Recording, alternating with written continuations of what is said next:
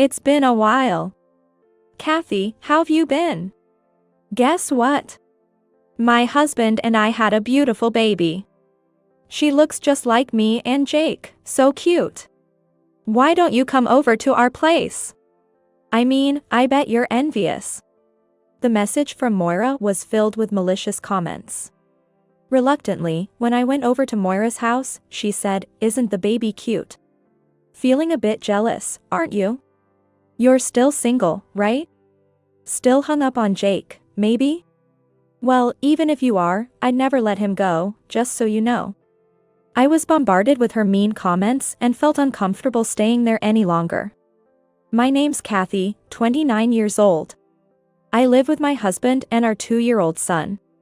My husband, Michael, is my boss at work, and we got married 3 years ago. Every day spent with my husband and son is truly a joy and a blessing. Hey, Kathy, wanna go to the amusement park this Sunday? Oh, sure, that sounds nice. I'd love to ride the Ferris wheel, it's been a while.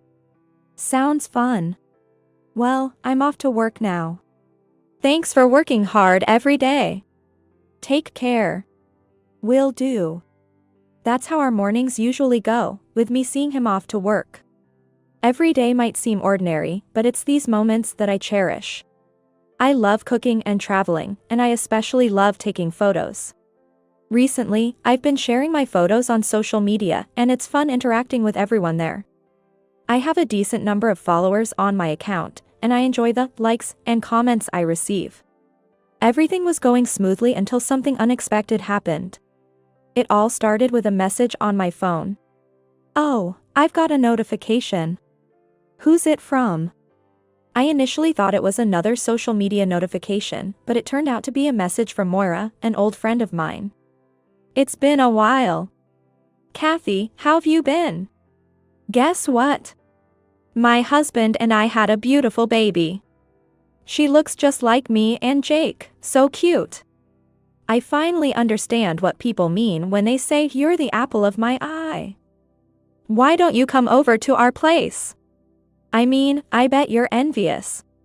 The message from Moira was filled with malicious comments. Moira and I went to the same school from elementary through high school. We had been in the same class multiple times and were very close friends. We remained close even after graduating and entering the workforce. To me, Moira was my best friend. However, an incident drove a wedge between us, and we eventually lost touch. This happened a few years ago. Shortly after graduating from high school and starting my job, I was invited to a group date where I met Jake. We hit it off and began dating. About a year or so later, Jake proposed to me. I accepted on the spot. That evening, I introduced Jake to Moira at a local bar. Hi there, I'm Jake. I'm gonna marry Kathy. Nice to meet you. I'm Kathy's best friend, Moira. Congrats on the engagement. Kathy's a great gal. Please take good care of her. Moira warmly congratulated us on our engagement. Kathy's always been a kind-hearted and popular person in school. I'm lucky to have a wonderful friend like her. That night, we shared stories from our school days and about our relationship, enjoying our time together. Little did I know, this meeting would lead to the biggest mistake of my life. About a month after I introduced Moira to Jake, I got off at a station a bit away from my office due to work. Just as I was leaving the ticket gates to head to my office, I saw something shocking. Across the street, Jake was walking arm in arm with a woman. I had to do a double take. Because Jake had taken the day off, saying he was going back to his hometown in Nebraska. I couldn't believe he'd be in a place like this. Having some extra time, I decided to take a detour to get a closer look. And indeed, it was Jake. What's more, he was cheerfully walking arm in arm with that woman. Oh, come on, Jake. Betraying me? And who's that woman with you? Who is she? I muttered to myself. Her sun had obscured her face, making it hard to see. But something about her walk and style felt familiar. Then she lifted her sun hat to wipe the sweat from her brow. Is that Moira? Wait, what's going on? I was completely lost. Why were these two walking arm in arm, looking so chummy? It meant Jake had been lying to see Moira. To anyone who didn't know them, they'd look like a young couple in love. I began to wonder if Jake was cheating on me. Come to think of it, lately, our conversations had been few and far between. I was determined to confront them about their relationship. That's when Moira noticed me staring. She started to approach with Jake in tow. Well, if it isn't Kathy. What a surprise bumping into you here. Did we shock you? What are you talking about? You're not surprised? Don't you want to know why we're together? Moira teased with a smug tone. All right, I'll spill the beans. We're dating. In that moment, my mind went blank. Kathy, are you okay? Were you surprised? Moira said, smirking. I was overwhelmed with emotion. Turning my gaze to Jake, I asked. Jake, what the heck is going on? Explain yourself. Sorry, Kathy. I've fallen for Moira.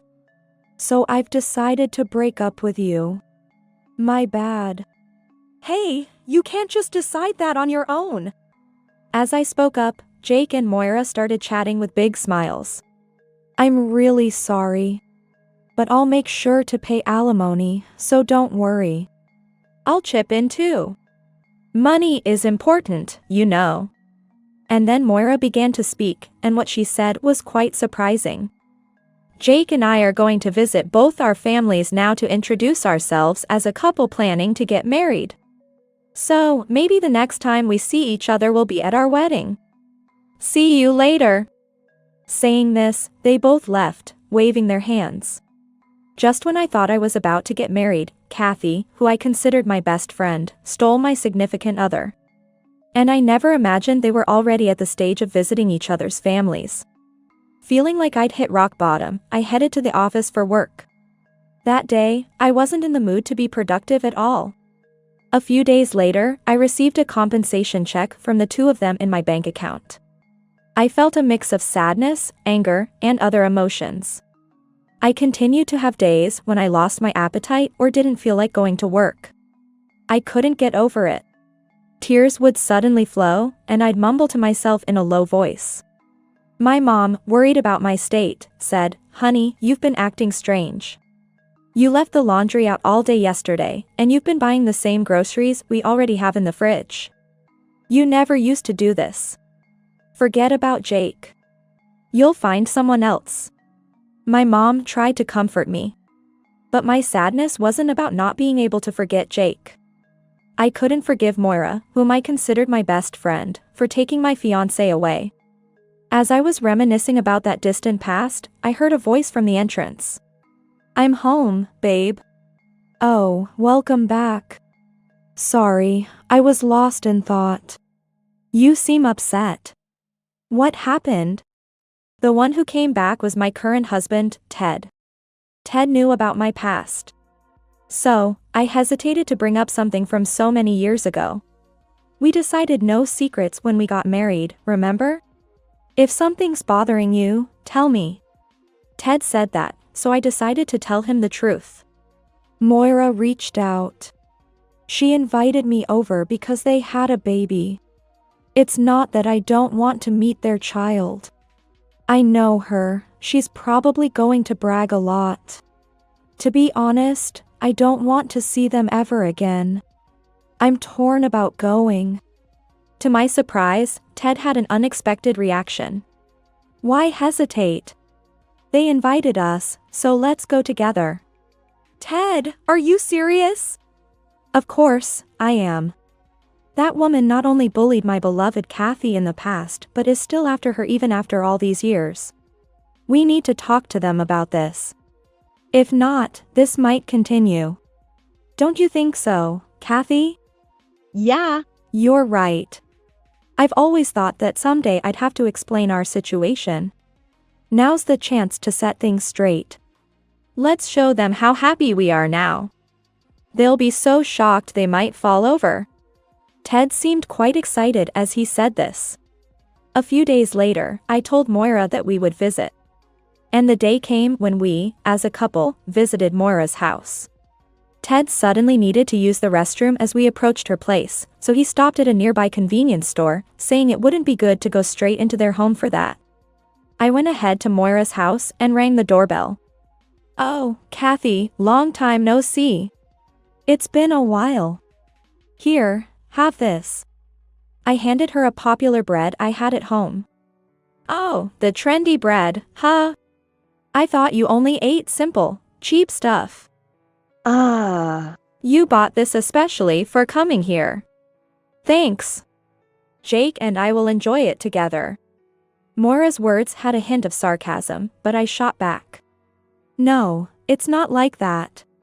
I had plenty at home, so I just brought some." "Oh, I see.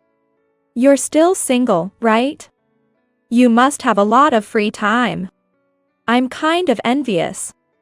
Moira continued with her snide remarks. Apparently, she thought I was still single. Then Jake chimed in. "Come on, don't be so blunt. You're making it hard for Kathy to respond." He grinned slightly at Moira. I was honestly annoyed by their condescending attitude. All I wanted at that moment was to see their baby and leave. "Where's the baby?" "Oh, right. We invited you for that. Isn't our daughter adorable?" Jake and Moira, being a good-looking couple, naturally had a very cute baby. Although the baby was only a few months old and their features weren't fully developed, I could sense they took after both Jake and Moira. In my heart, I whispered, "Cute babies are just that. Cute. The baby is innocent." I hoped the baby wouldn't inherit their personalities. "The baby's cute, isn't she?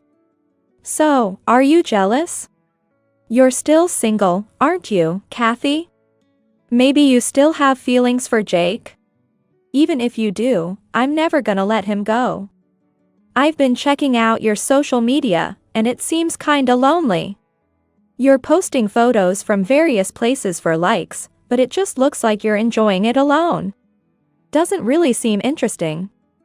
And your meals, it's always just for one, right? Maybe you're waiting for DMs from guys? If so, that's super creepy." I thought to myself, if she feels that way, she shouldn't be looking in the first place.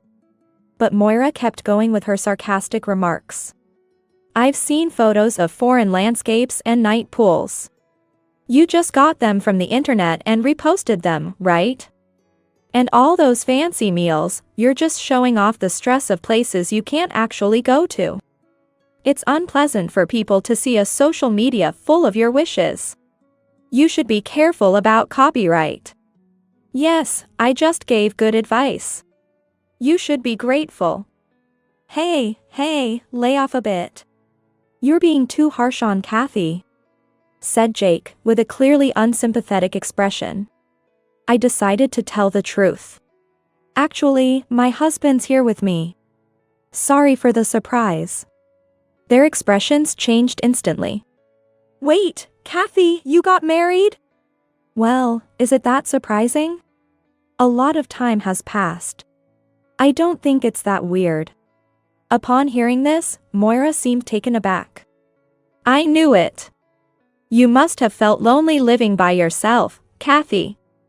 So, you desperately searched for a man. Probably settled for someone not so great. I get that you might be upset about Jake being with me." The main reason Moira took Jake from me was his high income. He was handsome and tall, well-educated and from a wealthy family. And of course, a high salary to top it all off. Little did Moira know, she was about to get a big surprise. "Ted, you can come in now." My husband, who had stopped by the convenience store, came in through the door. "Sorry for being late. I'm Ted, Kathy's husband. And this is our son. Nice to meet you." Ted entered with a big smile, while our son looked a bit shy. The key players, Moira and Jake, were pale as ghosts. "No way! Isn't this the famous?" Their expressions changed dramatically. I tried hard not to laugh. Isn't this Ted, the chef from the 3-star restaurant, Scorching Diner? Why is he here? This has gotta be a joke. Dude, is this real? This isn't a dream, right? Sadly for them, it was not a dream. My husband, Ted, runs a restaurant in New York, known by those in the know as a top chef. Recently, he's been on TV and various online platforms. Knowing the truth about him left them both shaken. Naturally, they bombarded us with questions. So, how did you two meet? I just happened to go to his restaurant. We just clicked. Jake then chimed in. Hey, I've been to that place. It was amazing. And the bread you brought, is it from Ted? Yes, it is. My parents sent them to us. They mistakenly sent too many, so we brought them here. Please enjoy. It's really good. Ted continued without being flustered by their shock. Those dishes you posted on your social media, are they? Yes, they're real. I taught Kathy how to make them, and she often cooks and posts them. Even though I'm a chef, the real home-cooked taste comes from Kathy.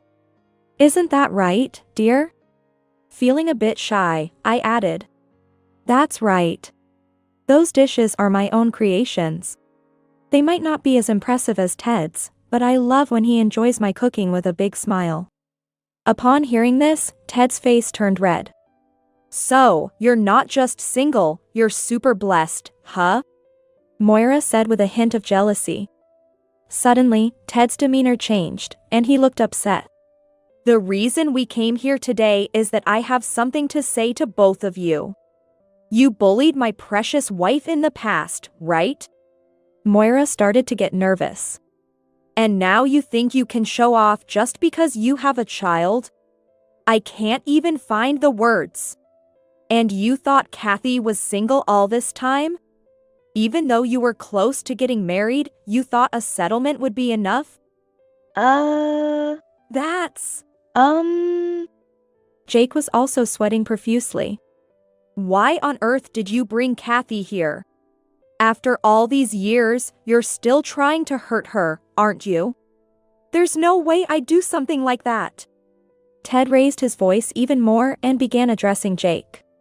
Jake, I can't trust someone like you who can easily hurt someone else's wife. Before coming here, I did some digging. Turns out, the CEO and executives, you know, the top brass of your company, are regulars at my place. Just the other day, they were having a drink and talking about how tough their job has been. I mean, with an employee like you, it's no wonder they're drinking their stress away. And about yesterday, I casually asked them, do you know a guy named Jake? And guess what? They all nodded. Seems like you're pretty infamous for being incompetent. I made sure to chat about you. Well, I bet you're looking forward to work tomorrow, huh? Ted smirked as he spoke, and Jake looked terrified. I never thought Ted would go this far. But I was touched thinking that he was genuinely concerned about me. Suddenly, Moira turned on Jake with a raised voice. Wait, Jake, you're that incompetent? What are you gonna do if you get demoted? We have a kid, and expenses are only gonna go up. Think before you act. Excuse me? Why are you suddenly calling me incompetent? It's all your fault. Always nagging at me. I'm stressed out. How am I supposed to be passionate about work? Tell me. Before we knew it, Moira and Jake were in a full-blown argument. Let's head out, I suggested. Yes, let's go, Ted agreed. Ted, our son, and I left Moira's place. Apparently, Jake got an earful from his bosses at work. His chances of a promotion are probably slim now. To make matters worse, they had just bought a luxury apartment. They were happy to move in, but with Jake facing a possible demotion, they clearly couldn't afford it. Jake had to ask Moira's parents for financial help. They ended up selling the apartment, but they didn't get the price they hoped for. The loan is still outstanding, and now Moira is working multiple part-time jobs, busting her chops. Meanwhile, Ted was set to go to France. You're going to France? Yeah. I had plans to go a few years ago, but times were tough. How long are you gonna be away? About a year. I'm looking to further my career and come back even better. Take care. Don't get involved with any strange women over there. Jokingly, I said that and Ted burst out laughing. What are you talking about? You and the kid are coming with me. We've already got everything set. My eyes widened in surprise. You're kidding, right? Nope. We're gonna give it our all together over there. In that moment, I was truly grateful to have met Ted. It's unlikely we'll have anything to do with those two again. The weight that had been on my heart was lifted, and I looked forward to a brighter future.